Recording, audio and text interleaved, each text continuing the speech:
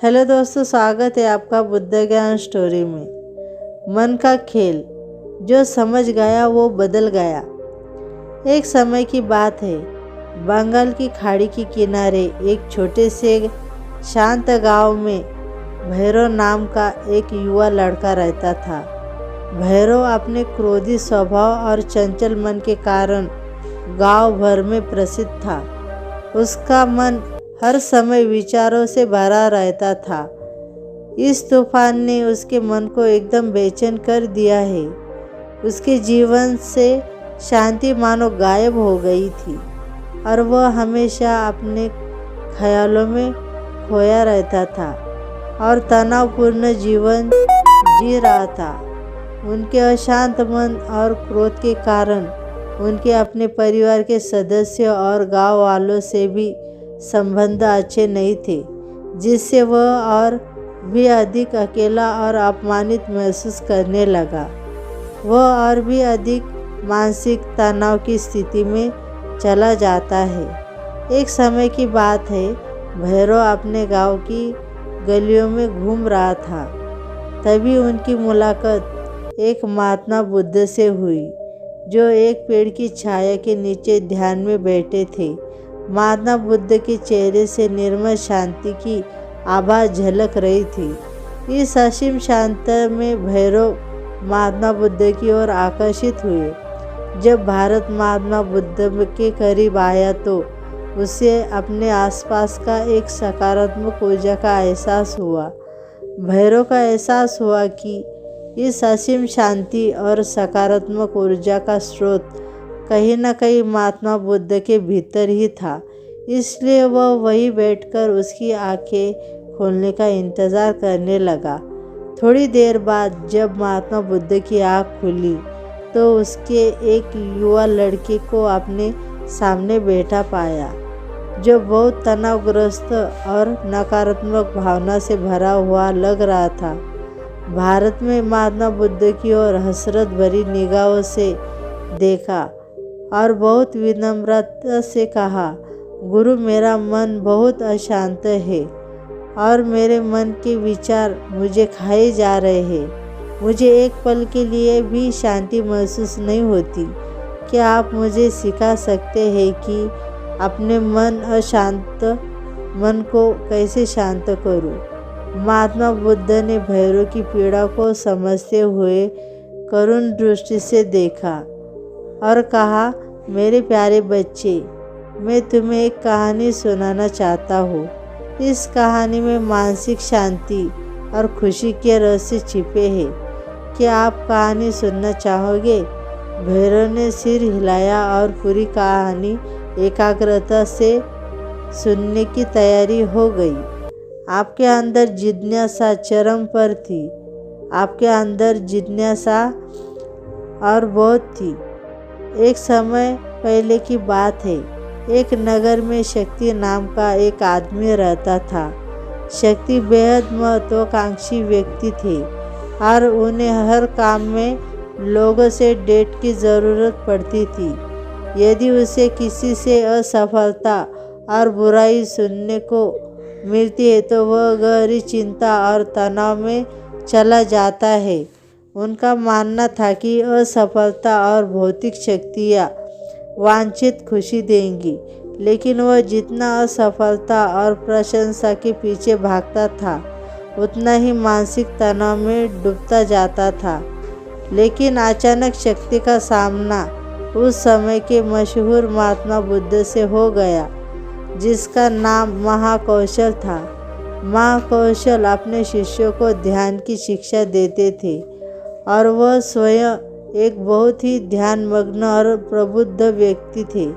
महाकौशल की अद्भुत एकाग्रता से प्रभावित होकर शक्ति ने उनसे अपने भटकते मन को शांत करने का उपाय जानना चाहा। शक्ति ने कहा कि महंत हमेशा असफलता के पीछे भागते हैं और लगातार अधिक हासिल करने की कोशिश करते हैं, फिर भी मुझे कोई क्षणिक संतुष्टि या आत्मसंतुष्टि नहीं मिलती। इस निरंतर बेचैनी के बीच में शांति कैसे पा सकता हूँ? महात्मा बुद्ध के करुण दृष्टि से उसकी ओर देखा और उत्तर दिया, आपका मन एक अशांत नदी की तरह है जो हमेशा बहती और बहती ही रहती है, कभी भी अशांत नहीं रह सकती। इसलिए इस अशांत मन को शांत करने के लिए आपको अपने विचारों को बिना किसी रुकावट के जाने देने की कला सीखनी होगी। शक्ति को आश्चर्य हुआ और उसने पूछा कि मैं अपने विचारों को कैसे जाने दूँ? आखिर मैं भी तो अपनी इच्छाओं और आकांक्षाओं से बंधा हुआ हूँ। यह सुनकर महात्मा बुद्ध मुस्कुराए और कल्पना की, आपके हाथ में पानी का एक गिलास है। अब आप इसे जितनी देर तक पकड़कर रखेंगे यह उतना ही भारी होता जाएगा, और अगर आप इसे काफ़ी देर तक पकड़े रहेंगे तो आपके हाथ में दर्द होने लगेगा। लेकिन अगर आप उस पकड़ को ढीला कर दे और छोड़ दे तो आपका बोझ खत्म हो जाएगा। भैरव ने कहा और उसका संदेश ध्यानपूर्वक सुना। वह समझ गया कि अपने विचारों और इच्छाओं से चिपके रहने से उसका बोझ बढ़ जाता है और अंदर ही अंदर अशांति पैदा कर देती है।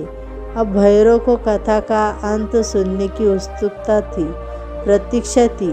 महात्मा बुद्ध ने कहानी जारी रखते हुए कहा कि शक्ति ने महात्मा बुद्ध के शब्दों के बाद विचारों को छोड़ने का अभ्यास करना शुरू कर दिया। वह बिना किसी पूर्व निर्णय के अपने विचारों और भावनाओं को आते और जाते देखता है। अब उसने विचारों को पकड़ना बंद कर दिया था। विचार उठते हैं और अपने आप चले जाते थे। धीरे धीरे उसे यह एहसास होने लगा कि उसकी इच्छा और भावना भी सभी दुखों का कारण है। जैसे जैसे शक्ति ध्यान में गहरे उतरते गए, उन्हें पाया कि वर्तमान में जीने ही आंतरिक शांति का एकमात्र स्रोत है। वह खुद को वर्तमान में स्थापित करने अपने मन की निरंतर बकवास से छुटकारा पा सकता है। धीरे धीरे शक्ति का मन एक शांत झील की तरह हो गया जो बाहरी दुनिया को अपने अंदर प्रतिबिंब करती है। उन्होंने जीवन की सादगी में संतोष को अधिक महत्व दिया और भौतिक संपत्ति के प्रति अपना लगाव छोड़ दिया। जैसे ही सत्ता में ऐसे बदलाव की खबर लोगों के बीच फैली, दूर दूर से लोग मार्गदर्शन लेने आने लगे। लोगों को विचारों को मुक्त करने की कला सिखाना और उन्हें अपने भीतर शांति खोजने के लिए मार्गदर्शन करना, वह लोगों के बीच शांति और ज्ञान का प्रतीक बन गए। शक्ति और साधु की कथा समाप्त कर महाकौशल महात्मा बुद्ध कुछ देर के लिए चुप हो गए ताकि इस कहानी का अर्थ भैरव के मन में अच्छी तरह बैठ जाए। भारत में महात्मा बुद्ध की ओर देखा तो उनकी आंखें में अब एक नई समझ दिखाई दे रही थी। भैरव ने धीरे से कहा कि मुझे इस कहानी में ज्ञान दिखता है, लेकिन मैं इसे अपने जीवन में कैसे लागू करूं? अपने अशांत मन को कैसे शांत कर सकता हूँ? भैरव के इस सवाल पर महात्मा बुद्ध गर्मजोशी से मुस्कुराते हैं और फिर कहा कि अशांत मन को शांत करने का अभ्यास आत्म जागरूकता से शुरू होता है। अपने भीतर उठने वाले विचारों का निरीक्षण करने के लिए प्रतिदिन कुछ समय निकालें। उन भावनाओं पर ध्यान दें जो आपके मन में आती है और देखें कि वह कैसे आती है, और आकाश में गुजरते बादलों की तरह चले जाओ। भैरव ने आंखें बंद कर ली और महात्मा बुद्ध के कहे अनुसार अपने विचारों का अवलोकन करने लगे। जैसे ही उसने अपने भीतर उठने वाले विचारों पर ध्यान देना शुरू किया, उसे एहसास हुआ कि इसलिए उसे चिंता और इच्छाओं की एक निरंतर धारा अपने अंदर बहती हुई महसूस हुई। सिर्फ एक एहसास नहीं, उसे एक अद्भुत शांति का एहसास कराया। उन्हें यह भी एहसास हुआ कि यह सभी विचारों और भावनाओं से अलग है। महात्मा बुद्ध ने आगे कहा कि जैसी शक्ति ने खुद को सभी मोह माया से अलग कर लिया था, अपने मन को अशांतकारी विचारों और भावनाओं से मुक्त करने का अभ्यास विकसित करें। बिना किसी पूर्वाग्रह के विचार को वैसे ही स्वीकार करें जैसे वह आता है और फिर धीरे धीरे उन्हें जाने दें और अपना ध्यान वर्तमान क्षण पर केंद्रित करें।